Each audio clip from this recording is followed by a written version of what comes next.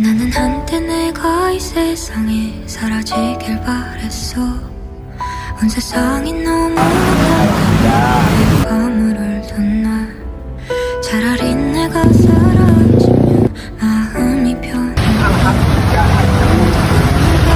보는 시선이 너무 두려워.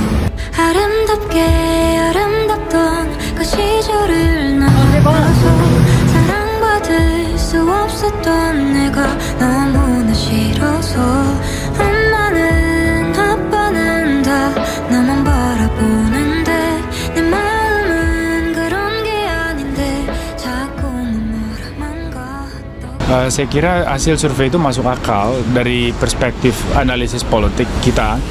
Ya, sejauh ini memang proses pemilu ini orang mulai dari pemilu ke pemilu ragu apakah politik uang itu bisa diatasi atau tidak, apakah demokrasi kita masih bisa dijaga untuk bebas dari segala macam ancaman-ancaman kecurangan. Nah, hampir tidak ada institusi yang orang percaya. Nah, survei ini menunjukkan bahwa KPK justru dipercaya oleh kelas menengah intelektual ya. Ketua Asosiasi Tambang Batuan Indonesia Jawa Tengah Supriyanto menyebut hasil tambang batuan di Jawa Tengah diduga mengalir ke sejumlah proyek strategis nasional.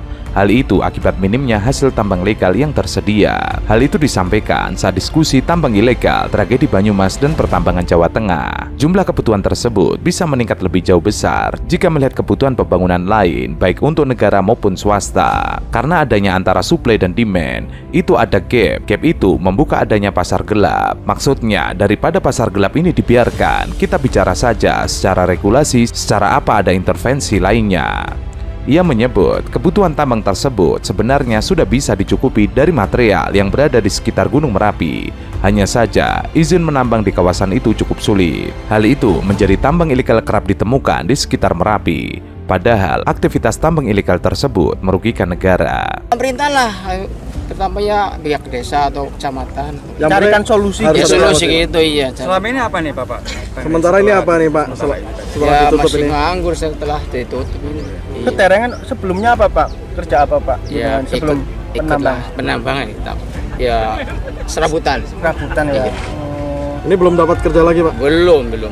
Tapi yang jelas pengen solusi ya. Iya. Solusinya apa Pak? Ya, Kalau Pak. terserah pemerintah lah supaya ini teman-teman yang masih nganggur tuh bisa dapat kerjaan. Banyumas bisa mencarikan solusi agar warga masyarakat kami tidak menjadi pengangguran yang terlalu lama.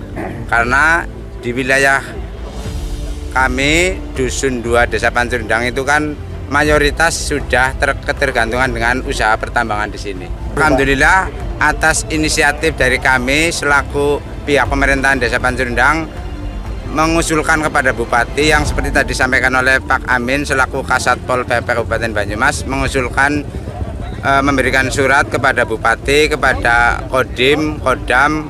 Proses penutupan lubang ini bisa dilakukan oleh warga masyarakat. Alhamdulillah sudah dikabulkan dan alhamdulillah juga warga masyarakat kami warga masyarakat yang taat dengan hukum dan tahu aturan masalah hukum sehingga tetap mengikuti apa yang menjadi aturan hukum itu. Akan bisa diambil ya Pak ya? Itu sudah kami usulkan juga warga.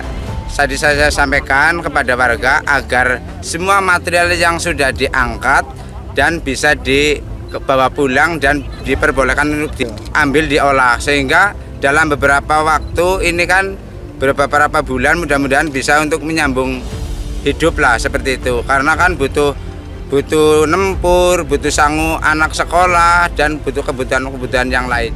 Adapun soal data kebutuhan material hasil tambang itu juga diakui oleh Kepala Bidang Minerba SDM Jawa Tengah. Ada dugaan bahwa material hasil tambang ilegal masuk ke PSN, bahwa kebutuhan untuk kegiatan konstruksi di lapangan tidak diperhitungkan dan tidak dipertimbangkan dulu sumbernya dari mana, sehingga tidak ada sinkronisasi dari kabupaten sampai pemerintah pusat. Harusnya ada sinkronisasi dalam suatu perencanaan pembangunan secara komprehensif dari bawah sampai atas. Ia menyebut bahwa PSN material yang didapat terdata berasal dari mana dan harus jelas asalnya, bukan dari tambang ilegal. Sayangnya, pemegang kontrak biasanya meminjamkan izinnya agar hasil tambang ilegal yang harganya jauh lebih murah bisa dijual. Selama ini jika kita tidak dilegalkan akan terjadi tambang ilegal.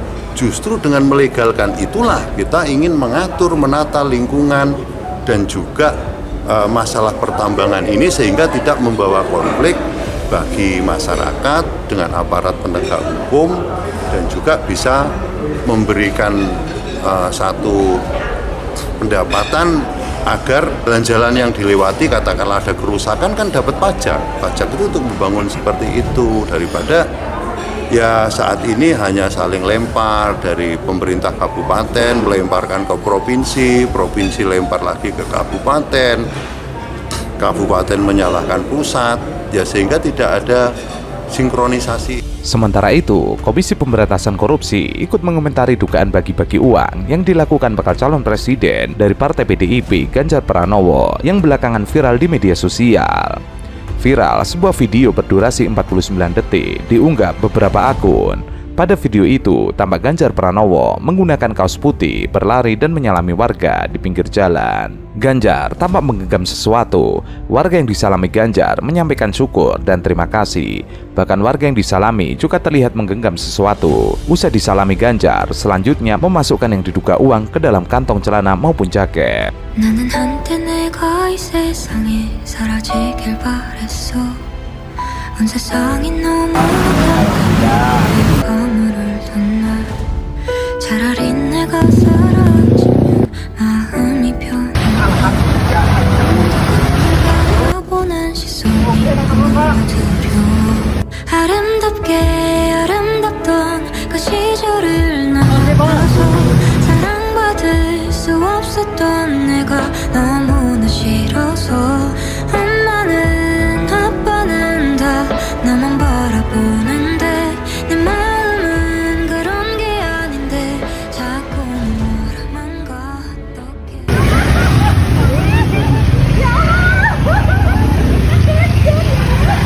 Video tersebut sempat viral karena Ganjar memberikan uang tersebut saat masih menjabat sebagai Gubernur Jawa Tengah. Namun, banyak akun yang mempertanyakan apakah video tersebut dibuat setelah Ganjar ditetapkan sebagai baca pres, termasuk apakah video itu dibuat Ganjar ketika masih menjabat sebagai Gubernur Jawa Tengah atau sudah tidak menjabat lagi. Menanggapi hal itu, juru bicara penindakan dan kelembagaan KPK Ali Fikri mengingatkan, KPK sudah melakukan kampanye tolak politik uang sebagai bagian dari pencegahan korupsi serta sosialisasi agar proses demokrasi pemilu 2024 berjalan dengan anti korupsi. Kalau itu benar bagi-bagi uang, bagian dari proses untuk mempengaruhi pemilih dan sebagainya, kira-kira cara-cara bertentangan dengan apa yang sudah diupayakan agar demokrasi berjalan dengan jujur, dengan bersih dan anti korupsi. Sejauh ini, pihaknya juga memberikan pembekalan anti korupsi kepada partai politik yang menjadi peserta pemilu 2024 melalui program politik cerdas berintegritas terpadu.